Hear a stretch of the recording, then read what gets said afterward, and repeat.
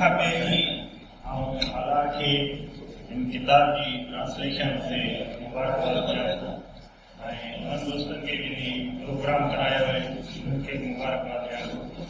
ये किताब ने केतिरनि दोस्तनि पढ़ियो है, थी सके तमामु घणो मशहूर किताब है, ट्रांसलेशन में काफ़ी दोस्तनि पढ़ियो हूंदो ऐं हाणे वरी जिमटी आ रहा है उनजी अञा जेका पढ़ंदड़ वठंदा माइक लेके आ रहा हिन किताब खे मूं पढ़ियो आहे सॼो। हिन किताब में जेके ॻाल्हियूं आहिनि उनखे असां सिंधी सोसाइटी ऐं जेका हिंदुस्तान में ओवरऑल दिलत या ॿिया जेका आहिनि क्लास डिस्क्रिमिनेशन आहे, कास्ट डिस्क्रिमिनेशन है या ॿी का डिस्क्रिमिनेशन है, उनजे पस मंज़र में ॾिसण जी कोशिशि कंदासीं।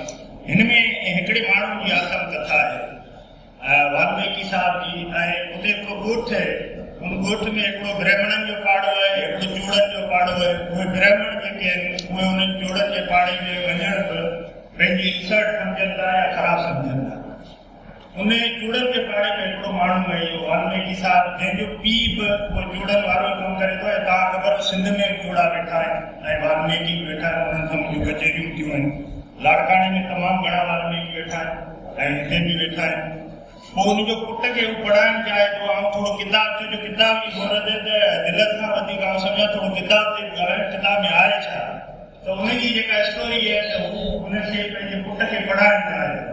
हुनजे पीउ जो ख़्यालु आहे त जाति जेका आहे उहा इल्म सां संवरे थी। माना तव्हां हुनजो पीउ पंहिंजे पुट खे चए थो तव्हां पर जाति संवारणी, माना असांखे पंहिंजी ज़ात संवारणी आहे, ज़ात संवारण जे लाइ तइलीम ज़रूरी आहे। वरी पुट जो ख़्यालु आहे तइलीम सां जाति नथी संवरे, पर जाति जनम सां संवरे थी। तव्हां जे कास्ट में जनम वठो था, जे ज़ात में जनम वठो था, जे कबीले में जनम वठो था, उहो तव्हां पीछो नथो लॻे। हुनजो ख़्यालु इहो आहे। पोइ पंहिंजे पुट खे दाख़िला वठण लाइ स्कूल वञे थो, त स्कूल में टीचर हुनखे दाख़िला नथा ॾियनि ऐं पोइ कंहिंखां सिफारिश कराए स्कूल में दाख़िला वठे। हू पंहिंजी इन आत्मकथा में लिखे थो, जॾहिं मूंखे केरु उस्ताद जी ॻाल्हि कंदो आहे त मूंखे उहो गारियाल उस्ताद यादि ईंदा आहिनि, कंहिंखे मूंखे लम्हे लम्हे में गारियूं ॾींदा, मुंहिंजी इंसल्ट कंदा, मूंखे माना मूंसां हर क़िस्म जी इंसल्ट कंदा ऐं हुनखे विहारे उन जॻह ते वेंदो जितां खां उनजी बोर्ड ते नज़र न पवंदी त मां बोर्ड ते लिखियलु छा आहे। उहो माण्हू उन स्कूल में वरी फर्स्ट पोज़ीशन बि खणे थो ऐं उहो माण्हू उन स्कूल में फर्स्ट पोज़ीशन खणे थो। ऐं हुन खां पोइ हुन में इहा ॻाल्हि आहे त हुन जूं जेके घर जूं जेके औरतूं आहिनि उहे उन्हनि ॾियारियुनि जे घरनि में मज़दूरी कनि थियूं, उन्हनि जे घरनि जी सफ़ाई कनि थियूं, उन्हनि जे माल जे वाड़नि जी सफ़ाई कनि थियूं ऐं हुन जे बदिले में उन्हनि खे ओभर ॾिनी वञे थी ऐं जेका हुन जा माण्हू खाई छॾीनि था उहा उन्हनि खे ॾिनी वञे थी, उहा उहे खणी अचनि था।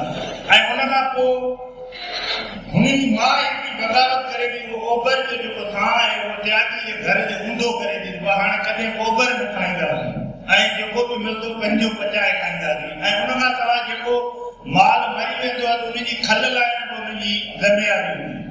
हाणे इन सॼे पस मंज़र में असां इहा जी स्टोरी आहे जेका तव्हांखे पढ़णु खपजे। उहा स्टोरी तव्हांखे पंहिंजे पंहिंजे ॻोठ ॾांहुं वठी वेंदी। तव्हां जेके माण्हू सिंध जे ॻोठनि में रहनि था, जिन ॻोठाणी ज़िंदगी ॾिठी आहे, हिकिड़ो ॻोठ आहे हुन में ॿ खूह आहिनि, हिकिड़े मां मिसाल तौर ॿिया ब्राह्मण पाणी भरनि था, ॿिए खूह मां चोड़ा पाणी भरनि था, ॿिया खूह मां पाणी भरण ते चोड़नि खे वञे खूह पली थिए थो, नलको पली थिए थो, मंदरु पली थिए थो। इहे सभु शयूं हुननि जे अचण सां हुननि जे वञण सां पली थियनि थियूं।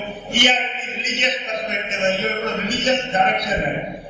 पर आउं इहो थो सम्झां त सिंध जे अंदरि जेको रिलीजियस पर्सपेक्टिव आहे उन खां वधीक ही कंहिं हद ताईं तबक़ाती आहे।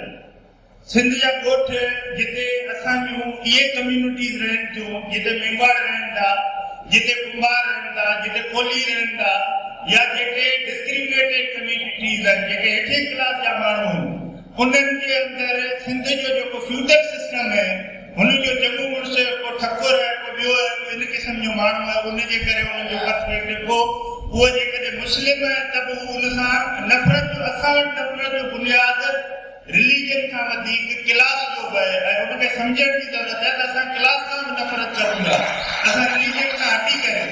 ऐं ॿी शइ इहा जेकॾहिं मिसाल तौर कंहिं ॻोठ मां लॾे कंहिं शहर में विया थो त असां वटि ॿाराणी वञे भाई महाराणी जो माण्हू आहे, शहर जो माण्हू आहे, त इन क़िस्म जा जेके कॉन्सेप्ट आहिनि उहे हिते मौजूदु आहिनि।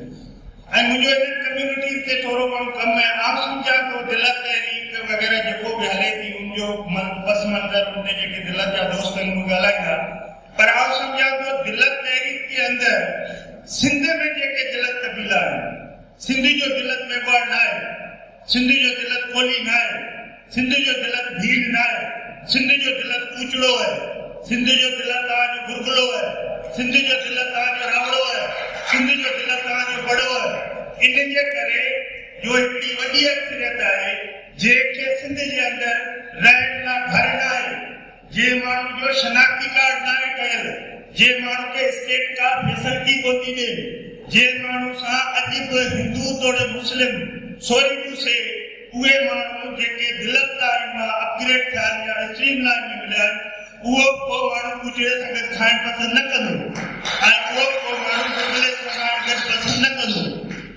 आउं इहो थो चवां त इहा असांजो माइंड सेट आहे, इहो असांजो कंहिं ज़माने में हिंदुस्तान में हो या अञा बि आहे या कनि था, या जेके माण्हू पढ़ी अॻिते आया आहिनि उन्हनि खां माण्हू नफ़रत नथा कनि। त सिंध जो दिलत आउं खाना बदोश कबीलनि खे सम्झां थो, उहे सिंध जा दिलत आहिनि, उन्हनि सां उहे सभु ज़ुल्म आहे, उहे सभु विरासतूं आहिनि जेके हिंदुस्तान जे अंदरि ॿियनि कबीलनि सां रहियूं आहिनि। जे क़िस्म जी ही ऑटोबायोग्राफी आहे, हिते उस्ताद जब्बार धारे जो वेठो आहे, मीर हसन मरी जो वेठो आहे, उहे उन माण्हू खे सुञाणंदा, उहो आहे महबूब गुरगुलो। जेकॾहिं तव्हां महबूब गुरगुले जी ऑटोबायोग्राफी लिखो हिन वक़्तु बि, उहो गुरगुलनि में माण्हू जेको किताब विकिणंदो उहो सॼी तव्हांखे कहाणी ॿुधाईंदो। हू पढ़ियो बि आहे स्कूल में, मैट्रिक ताईं पढ़ियल। जेॾीमहिल मूं हीअ स्टोरी पढ़ी के ओॾीमहिल मुंहिंजे ज़हन में महबूब गुरगुलो हो त हीअ किथे महबूब गुरगुले जी स्टोरी त कोन्हे, किथे सिंध जी स्टोरी त न आहे। उन जे करे हिन स्टोरी ऐं इन जहिड़ियूं सिंध में ॿियूं जेतिरियूं स्टोरीज़ आहिनि जेके खाना बदोश कबीलनि जे अंदरि मौजूदु आहिनि ऐं उनमें उन जी सेम क़िस्म साॻी शइ भोॻींदा, स्कूल में उन्हनि सां साॻियो एटीट्यूड आहे। ऐं असां पंहिंजे स्कूलनि में इहो सभु कुझु ॾिठो, पर इहो 3-4 ॾहाका पुराणी ॻाल्हि आहे। हिन वक़्तु कुझु हालतूं तब्दील थी वयूं आहिनि, सभु कुझु चेंज थियो आहे। ॿी शइ कास्ट असांजो पीछो करे थी। मिसाल तौरु आउं किथे वेठो आहे, वेठो आहे किथे वेठो हुजां कंहिं जॻह, जेॾीमहिल कुंभार ॿुधाईंदो आहियां को चांडियो ॿुधाईंदो आहे, तुंहिंजी डिस्क्रिमिनेशन नज़र ईंदी आहे भाई। जेॾीमहिल तव्हां ॻोठनि में वञो था, जेॾीमहिल तव्हां उन कम्यूनिटी में वञो था जेका एजुकेटेड न आहे, जेका तइलीम याफ़्ता न आहे, उहा इन डिस्क्रिमिनेशन खे तव्हांखे मिंट में फील कराईंदी। बस कुंभार ऐं तूं चांडियो माने चांडियो आहे त तूं सुपीरियर आहे, माने कुंभार आहे त तूं घटि आहे। पोइ तव्हां केतिरा पढ़ियल आहियो, छा आहियो, इहा शइ साम्हूं अचे थी कास्ट जे बुनियाद ते। ऐं इन जे करे असांजी घणनि कास्टनि त पंहिंजो जेको सरनेम आहे कास्ट वारो उहो चेंज न आहे कयो, पर कुझु माण्हू पंहिंजे पुठियां अॼु बि कास्ट कोन था लिखनि। थरपारकर जूं काफ़ी कम्यूनिटीज़ आहिनि जेके पंहिंजे पुठियां कास्ट नथियूं लिखनि, भील लिखनि था, कोली लिखनि था, फॉर एग्जाम्पल मेवाड़ कास्ट नथा लिखनि। उन जे पुठियां पस मंज़र छा आहे, इहो ई कास्ट सिस्टम जेको थरपारकर में मोस्टली रहियो। ऐं रिलीजन जी ॻाल्हि थी, आउं सम्झां थो हिन में लिखियल आहे त हे जेके माण्हू आहिनि इहे हिंदुनि जी देवी देवताउनि खे नथा मञनि, हिकिड़ी मदार खे मञनि था, ॿियो देव खे मञनि था। जेकॾहिं तव्हां हिन माण्हू पंहिंजा रिलीजन हिंदू को मज़हब न आहे, हिंदू हिकिड़ी प्रैक्टिस आहे, हुन केतिरा ई ख़ुदा देवियूं देवता ऐं ॿिया सभु शयूं आहिनि। आउं इहो थो सम्झां त हे माण्हू हिंदू थियण छो था चाहिनि, हिननि खे हिंदू थियण जी ज़रूरत छाजे लाइ?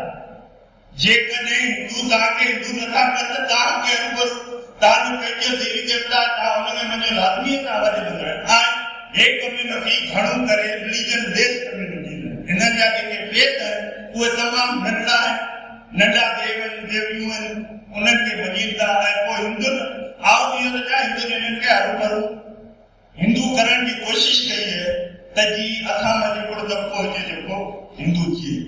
ऐं ही हालात वरी हिकिड़ी दफ़ो मुबारकबाद ॾियां थो ऐं इन क़िस्म जो कमु सिंधी में थियणु खपे।